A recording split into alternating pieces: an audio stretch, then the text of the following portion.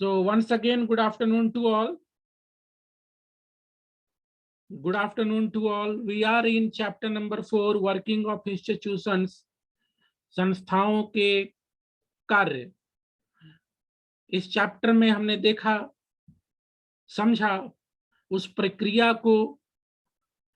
प्रक्रिया में शामिल डिफरेंट संस्थाओं को, जिसने तय किया कि SEBC को रिजर्वेशन दिया जाएगा।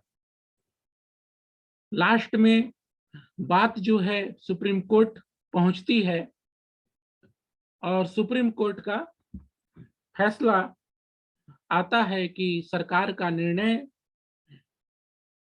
SEBC को रिजर्वेशन देने का सही है, पर साथ ही सुप्रीम कोर्ट यह सुझाव देती है सरकार को कि संभ्रांत परिवार जो उस कैटेगरी में आते हैं, उनके सदस्यों को उस रिजर्वेशन का लाभ नहीं मिलना चाहिए। तो हम देखते हैं कि क्रीमी लेयर का प्रावधान वहां डाला गया। उसके बाद हमने चैप्टर में भारतीय संसद को देखा, बीच में दूसरे संसद का भी जिक्र हुआ, मुख्य रूप से अमेरिकी कांग्रेस का।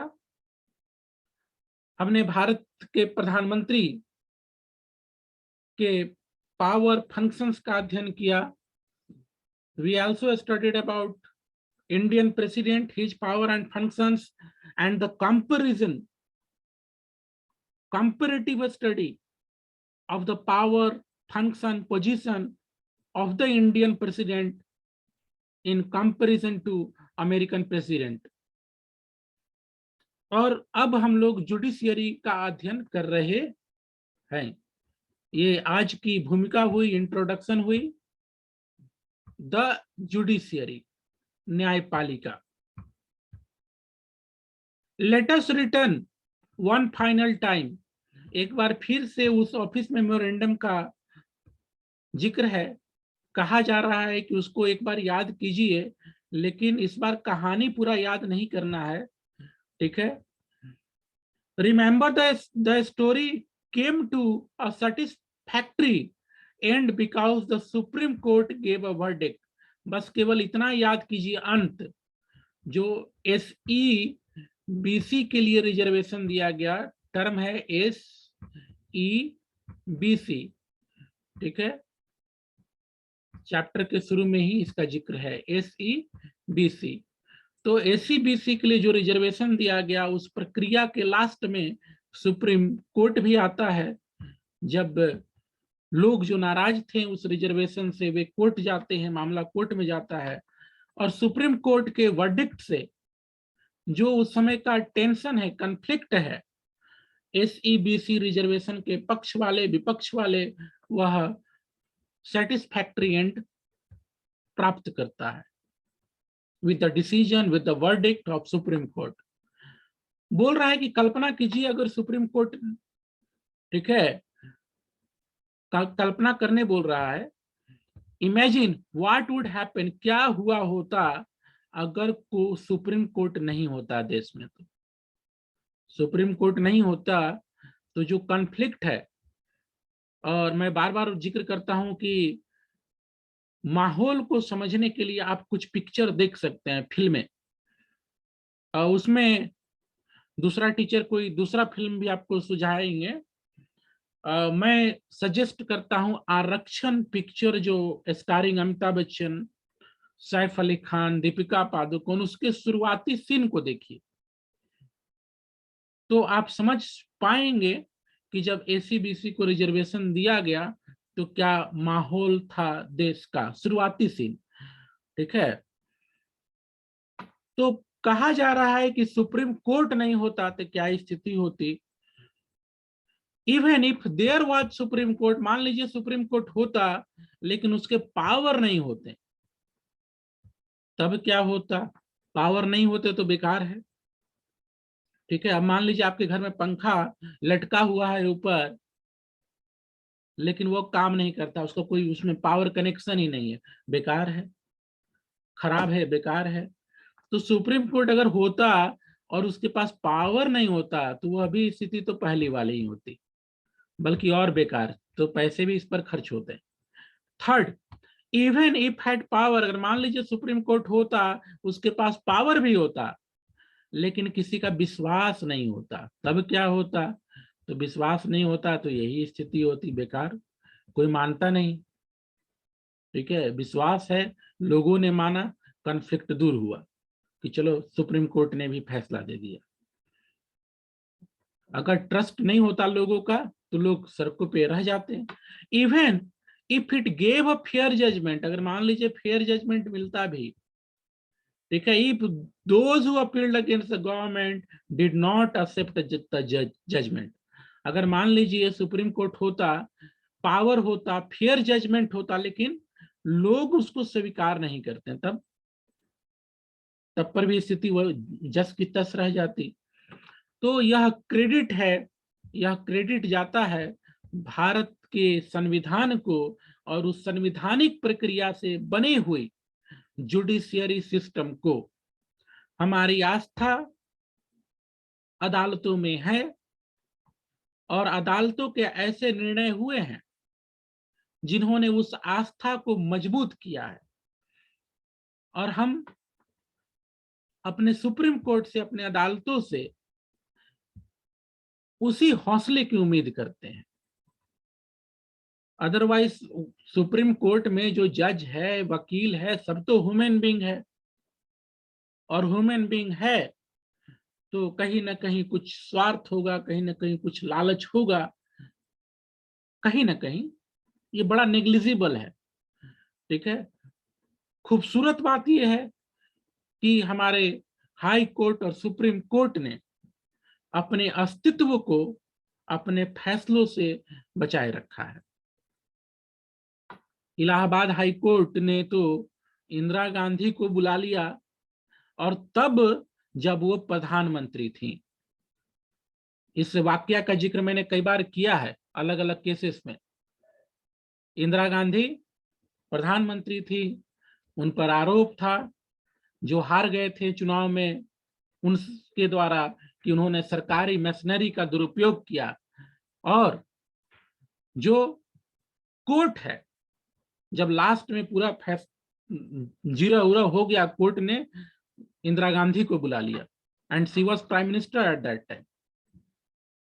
और जिस दिन उनको पेश होना था, उस दिन जो अपोजिट पक्ष वाले हैं, ठीक है, मतलब सिचुएशन ये था कि इंदिरा गांधी प्राइम मिनिस्टर, वो कोर्ट में हाजिर होने वाली हैं।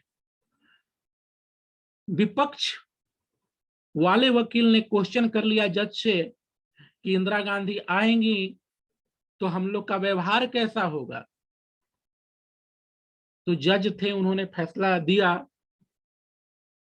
कि सजेस्ट किया गया वकीलों के द्वारा कि वो प्राइम मिनिस्टर होकर थोड़े ना आ रही हैं, वो एक केस के सिलसिले में आ रही हैं, उन पर आरोप है, तो उनके साथ वही व्यवहार होना चाहिए जो आरोपी के साथ होता है। इंदिरा गांधी कोर्ट में पहुंचती हैं, उस कमरे में पहुंचती हैं जहां उनका मुकदमा सुना जा रहा था। कुछ लोग खड़े थे, कुछ बैठे हुए थे चेयर्स पे, जैसा कि तुम लोग फिल्मों में देखते हो। जो चेयर पे बैठे हुए लोग थे, कोई खड़ा नहीं हुआ, क्योंकि जज पहले ही बोल चुके थे विपक्षी वकील के, ठीक है, पूछे जाने पर कि क्या व्यवहार होगा। कोई खड़ा नहीं हुआ। आप सोचिए, ठीक है, भारत की प्रधानमंत्री, वहां बैठा कोई शख्स खड़ा ना हुआ। तो ये कोर्ट का पावर है। अब कितने लोग यूज करते हैं, मैंने फिर पहले भी कहा, खूबसूरत बात है कि सुप्रीम कोर्ट ने, हाई कोर्ट ने अपने अस्तित्व को अपने फैसलों से बचाए रखा। कुछ कमियों की कभी कभी कोई जिक्र करते हैं, ठीक है, कुछ बातें होती हैं वो अपनी जगह पर है, पर वो बातें मैं फिर बोलूंगा नेग्लिजिबल है इंडियन कंटेस्ट में। अब देखो, एक यहाँ कार्टून है और यहाँ बात हुई है अमेरिका के कोर्ट की, जिस तरह से वहां जजेस की बहाली होती है, और ऐसा यह कार्टून से, इन बातों से प्रतीत होता है, वहां जज की बहाली में, अपॉइंटमेंट में जो प्रेसिडेंट है उनकी चलती है। और एक देखो, ये व्यंग करते हुए एक एडवर्टाइजमेंट का कार्टून छपा है, वांटेड सुप्रीम कोर्ट जस्टिस। ये कहाँ का? अमेरिका का। वह अमेरिका जो दूसरे देशों को नसीहत देता है कि देखिए हमसे सीखिए। तो कुछ कमियां वहां भी हैं, और उसमें से एक ये कमी है, नो एक्सपीरियंस नेसेसरी। अब देखो, सुप्रीम कोर्ट का लिए जस्टिस ढूंढा जा रहा है अमेरिका में, एडवर्टाइजमेंट है। हालांकि एडवर्टाइजमेंट की जरूरत भी नहीं होती है, राष्ट्रपति की वहां काफी चलती है इस मामले में। नो, लेकिन ये व्यंग वाला एडवर्टाइजमेंट है, नो एक्सपीरियंस नेसेसरी, कोई एक्सपीरियंस का जरूरत नहीं है। जबकि हमारे देश में जज कैसे नियुक्त होते हैं आप उसको पढ़े हुए स्टैंडर्ड 8 में भी, यहाँ भी कुछ बातें बताई जाएंगी। No experience necessary, please top tier court sick likeable little known entity. ठीक है, कुछ विशेष एक्सपीरियंस की जरूरत नहीं, कुछ ज्यादा जानकारी की जरूरत नहीं है, थोड़ा बहुत जानकारी मांगा जा रहा है कि टाइपिंग आना चाहिए। क्या? सम, ठीक है, सम लाइट टाइपिंग। ठीक है, मस्ट बी एबल टू से थिंग्स लाइक। अब ये बोला जा रहा है मस्ट बी, जो इंपॉर्टेंट क्राइटेरिया है जज नियुक्ति के लिए, वहां पर व्यंग किया जा रहा है कि वह व्यक्ति जो चाहता है कि जज अपॉइंट हो जाए, जस्टिस बन जाए, वह इतना, ठीक है, कहने में, जरूर कहने में, ठीक है, सक्षम हो। क्या कहने में? The president is the most brilliant person, जैसे आज के डेट में मीडिया करती है ना, ठीक है, पूरी वर्ल्ड की मीडिया लगभग लगभग, तो मीडिया अक्सर देखोगे पावरफुल व्यक्ति का गुणगान करते रहती है। तो उसी तरह से यहाँ जस्टिस का अपॉइंटमेंट का एक व्यंग वाला एडवर्टाइजमेंट है, और इंपॉर्टेंट क्राइटेरिया क्या है कि वह व्यक्ति यह बोल सके, इतनी उसमें मतलब हो कैपेबिलिटी, क्या बोल सके कि प्रेसिडेंट मोस्ट ब्रिलियंट पर्सन है। जितने पर्सन से मैंने मिला, I have ever met, president is the most brilliant person, माने राष्ट्रपति का गुणगान कर सके। और ऐसा व्यक्ति कहाँ जाएगा? Supreme court of America.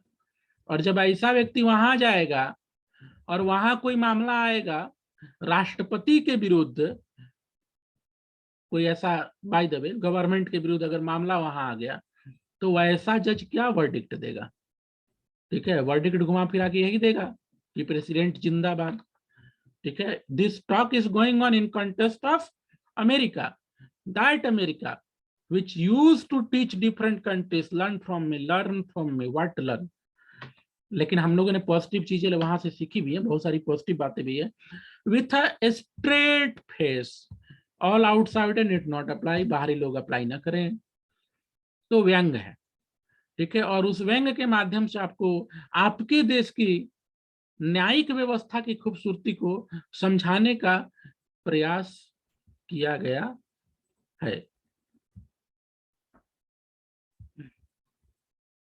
Now,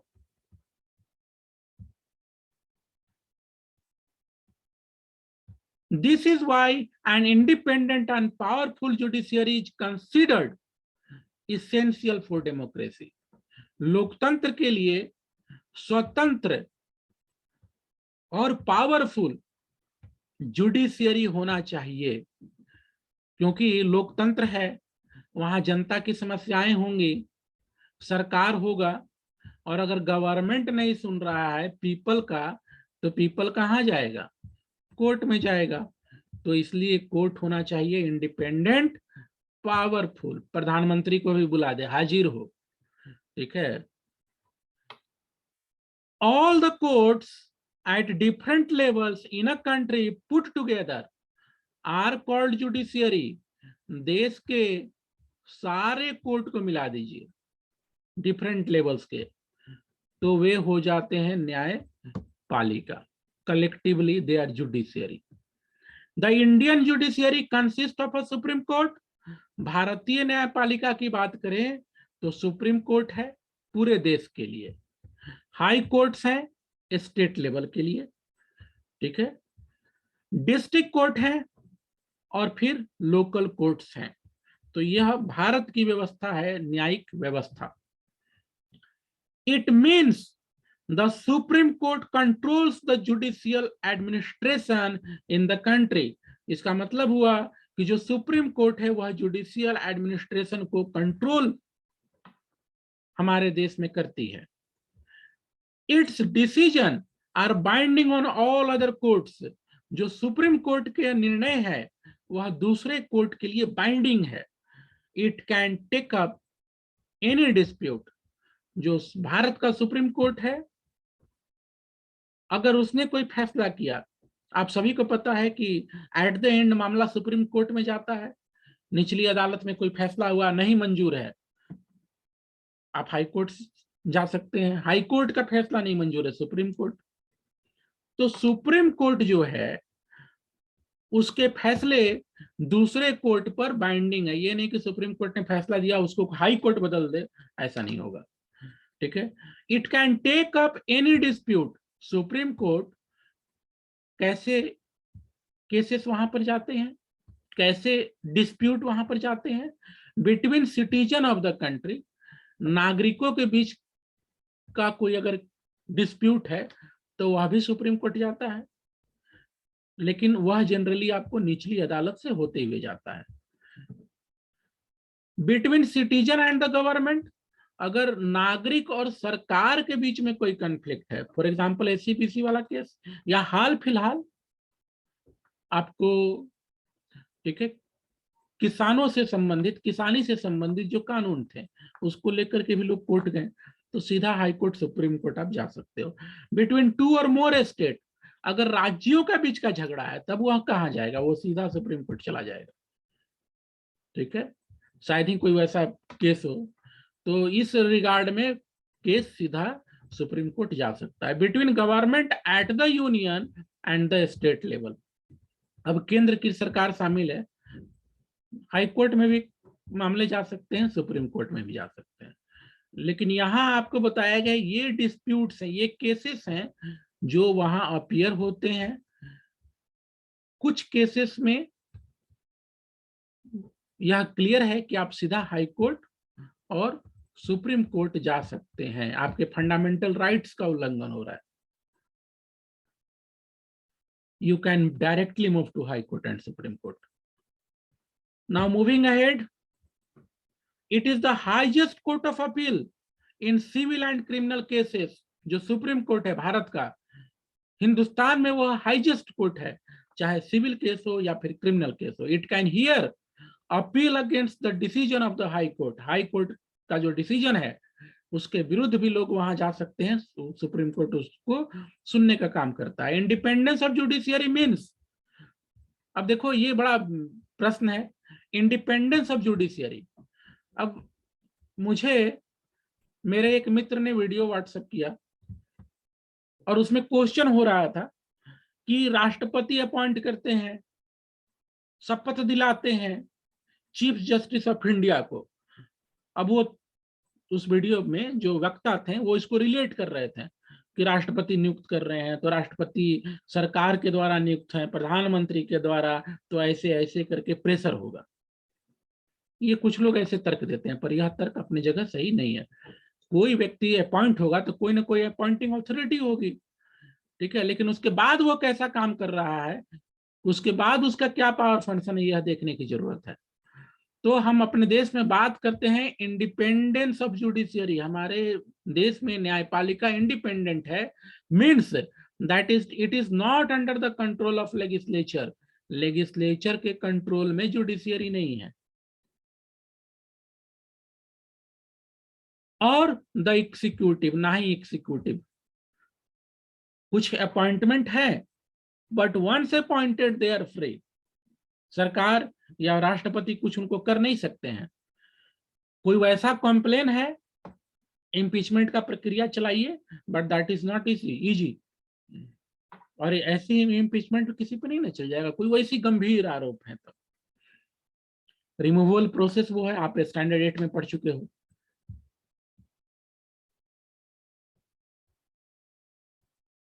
the जजेस do not act on the direction of the government, जो जज हैं वे गवर्नमेंट के निर्देश पर काम नहीं करते हैं, और according to wishes of the party in power. That is why all modern democracy have courts that are independent of legislature. इस तरह से आज मॉडर्न डेमोक्रेसी जहां भी है वहां लेजिस्लेचर से इंडिपेंडेंट है जुडिशियरी, एग्जीक्यूटिव से भी इंडिपेंडेंट है. India has achieved this, Bharat ने इसको अचीव कर लिया है, जबकि ये अमेरिका है, ठीक है, उसकी बात यहाँ पर हुई थी, अचीवमेंट नहीं हुआ है. The judges of the Supreme Court and High Courts are appointed by the President. President के द्वारा अपॉइंट होते हैं हाई कोर्ट और सुप्रीम कोर्ट के जजेस. शपथ ग्रहण होता है चीफ जस्टिस ऑफ इंडिया का राष्ट्रपति के द्वारा, और ये अपॉइंटमेंट होता है, इसमें प्रधानमंत्री की रजामंदी होती है, एडवाइस होता है, सलाह होता है. अब इसी को आधार बना के कुछ लोग क्रिटिसाइज करते हैं, बट उनका क्रिटिसाइजेशन है वो उचित नहीं है मेरे समझ से. अब कुछ लोग कुछ बोलना चाहें तो बात अलग है, पर मेरे समझ से वो जो आलोचना है वो सही नहीं. अब होता क्या है, अब कोर्ट का फैसला अपने पक्ष में आ गया तो भाई सब सही है, और अगर दूसरे के पक्ष में चला गया तो गड़बड़ लोग कहने लगते हैं. पर बहुत से लोग होते हैं, मैक्सिमम लोग होते हैं, वो स्वीकार करते हैं कि हाँ जी फैसला है, चलो ठीक है, स्वीकार करते हैं. Consultation with the chief justice of supreme court.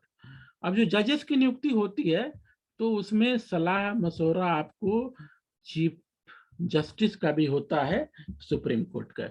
In practice it is now means that the senior जजेस of the supreme court select the new जजेस ऑफ द सुप्रीम कोर्ट. अब प्रैक्टिस में आप सुप्रीम कोर्ट, ठीक है, जो senior जजेस हैं सुप्रीम कोर्ट में, उनका रोल इंपॉर्टेंट हो गया है, ठीक है, न्यू जजेस को चुनने में, चाहे वो सुप्रीम कोर्ट में न्यू कोई जज है या हाई कोर्ट में.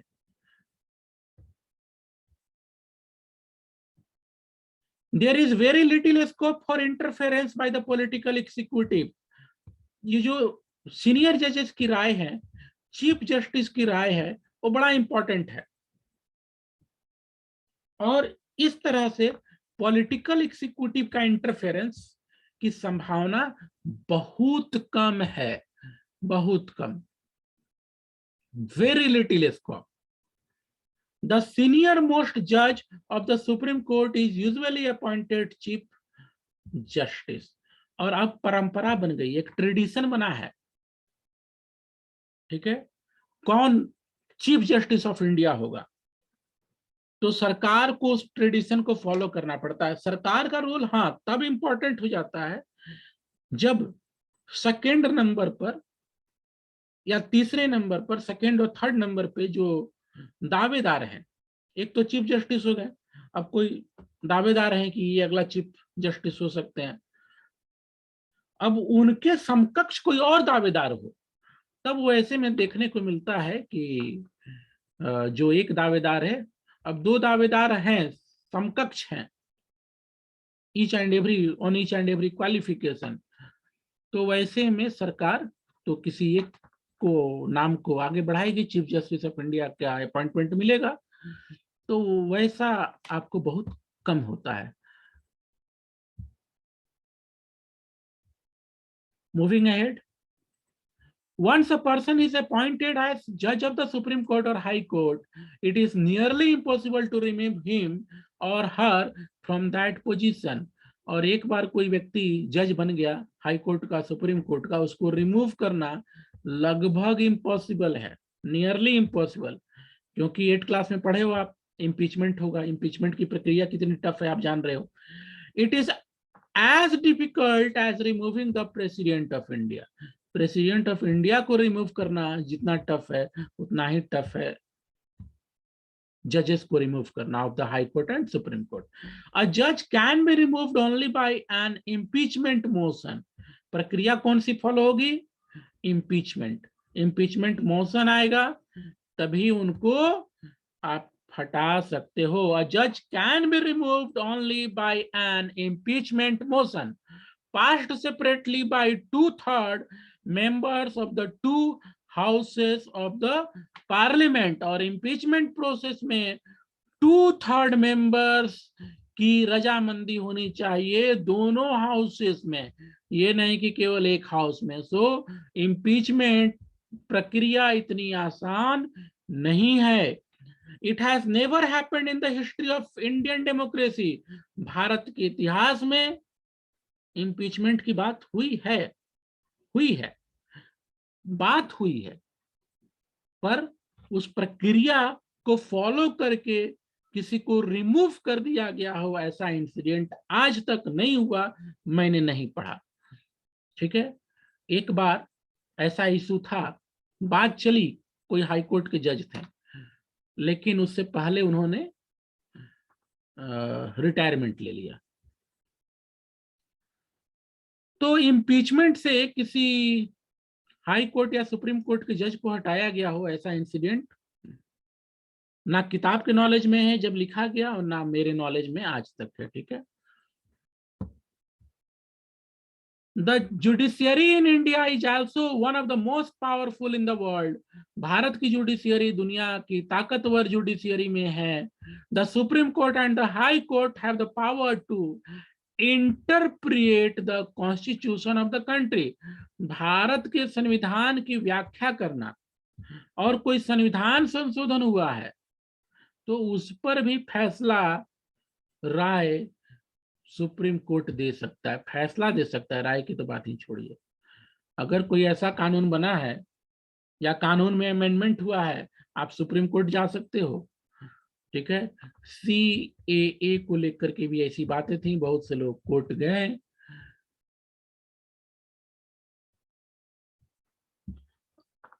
They can declare invalid any law. तो हमारे यहाँ जो कोर्ट है, सुप्रीम कोर्ट, हाई कोर्ट, वो किसी कानून को इनवैलिड घोषित कर सकते हैं। ऑफ द लेजिस्लेचर और the action of executive, even अगर एक्शन एग्जीक्यूटिव का है तो उस पर भी पाबंदी लगाई जा सकती है, उसको अव्यवहारिक ठहराया जा सकता है, इनवैलिड किया जा सकता है। वेदर एट यूनियन लेवल और एट स्टेट लेवल, सरकार स्टेट लेवल की हो चाहे यूनियन लेवल की हो, सुप्रीम कोर्ट के पास पावर है उसके कामों की समीक्षा करने का, कानूनों की समीक्षा करने का। If they find such a law और एक्शन, अगर सुप्रीम कोर्ट, हाई कोर्ट को लगता है कि जो कानून है या सरकार का एक्शन है वह तर्क संगत नहीं है, भारत के संविधान की बेसिक के अनुसार नहीं है, तो उसको इनवैलिड किया जा सकता है।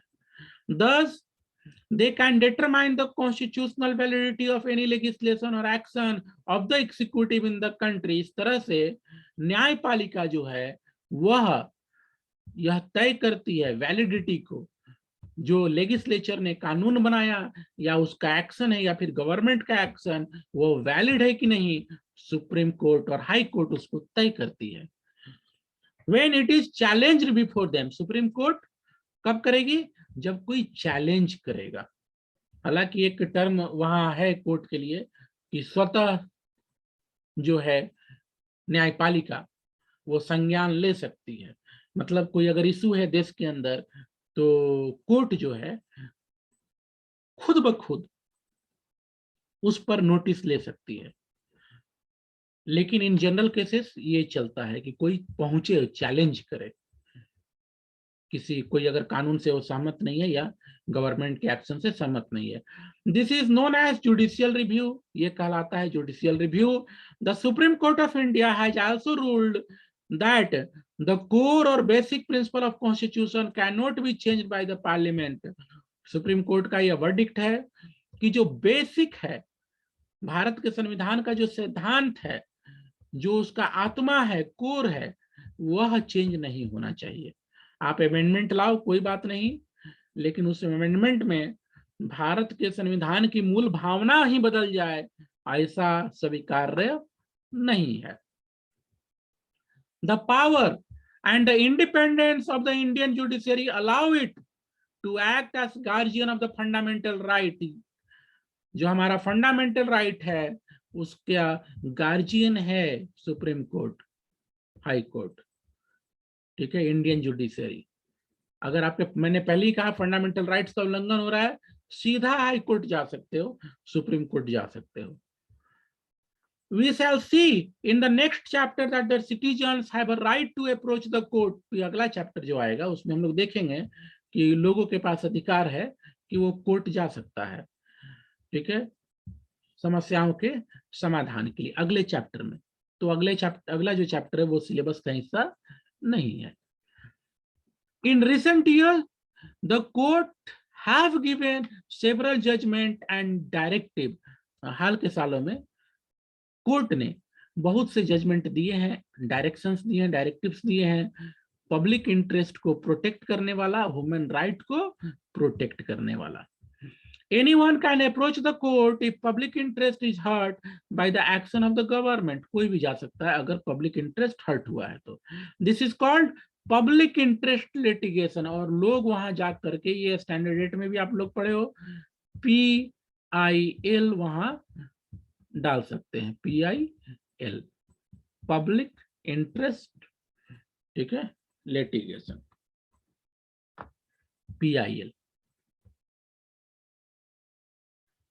The court intervene to prevent the misuse of the government power to make decision। Court intervene करता है, मिसयूज नहीं हो पावर का सरकार के द्वारा। दे चेक मैल प्रैक्टिसेस। अगर सरकार का कोई गलत काम है, सरकारी ऑफिस का कोई गलत काम है, तो उसको चेक करता है Indian judiciary. That is why the judiciary enjoys that is why the judiciary enjoys a high level confidence among the people. यही कारण है कि जनता के बीच में जुडिशियरी को लेकर के बहुत विश्वास है, बहुत विश्वास है। और मैं बार बार इस बात को दोहराता हूं, वह विश्वास हमारी न्यायिक व्यवस्था ने कमाया है जब वो सरकारों के सामने नहीं झुकी। कभी अब 100 में से कोई एक किसी पर कोई आरोप रहे, वो अलग बात है। हर डिपार्टमेंट में आपको कुछ एक्सेप्शन मिल जाए, कोई अगर किसी पर उस तरह के आरोप रहे, वो एक्सेप्शनल है, ठीक है, 1 out of 100 और even 1 out of 200 300। Now in बातों के साथ चैप्टर समाप्त हो गई। और यहाँ जो मेरा डाउनलोडेड है, इसमें आप ये देख रहे हो, एक फोटोग्राफ है, ये इसमें हमारे राष्ट्रपति हैं, और आपको ये पुराना फोटोग्राफ है, लिखा हुआ भी है, the chief justice of India Shri justice JS Khehar administering the oath of the office of president of India. President of India का शपथ ग्रहण समारोह चल रहा है। आप जानते हो कि जो भी राष्ट्रपति चुने जाते हैं, उनको शपथ चीफ जस्टिस ऑफ इंडिया के द्वारा दिलाया जाता है। और यहाँ राष्ट्रपति के रूप में शपथ ले रहे हैं श्री रामनाथ कोविंद जी, जो आज के वर्तमान टाइम में हमारे देश के राष्ट्रपति हैं। At a swearing in ceremony in the Central Hall of Parliament in New Delhi on 25th July 2017. So that's all in today's class. Hardly 2 minutes are there. कल इस चैप्टर के प्रश्न उत्तर को हम लोग समझेंगे।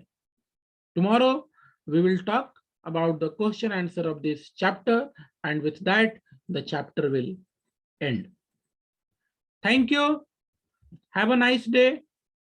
God bless you all.